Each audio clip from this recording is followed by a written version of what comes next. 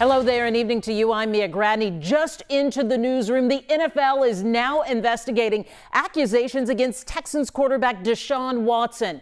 3 massage therapists have now filed civil lawsuits alleging assault. Attorney Tony Busby says another 3 cases will be filed soon. Stephanie Whitfield has the details. A warning, by the way, some of it is graphic.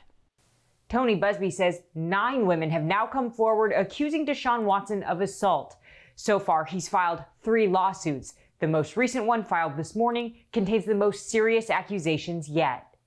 3 massage therapists are suing Texans quarterback Deshaun Watson, all alleging assault.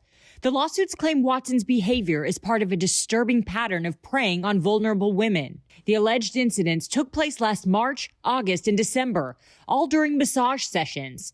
The first 2 cases claim the NFL player touched the women, referred to as Jane Doe, in an offensive way. The third lawsuit says Watson sexually assaulted and harassed the plaintiff by forcing her to perform oral sex. It claims the woman was so traumatized she, quote, cannot bring up Watson's name without sobbing and hyperventilating. Renowned attorney Rusty Hardin is representing the Texans player. Deshaun Watson put out a statement on Twitter Tuesday saying, I have never treated any woman with anything other than the utmost respect. He writes, before filing suit, the plaintiff's lawyer made a baseless 6-figure settlement demand, which I quickly rejected. Watson says he looks forward to clearing his name, but the women's attorney, Tony Busby, says even more alleged victims have come forward. He now represents 9 women, and he says more lawsuits are on the way.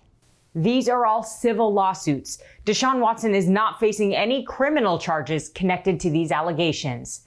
Stephanie Whitfield, KHOU 11 News.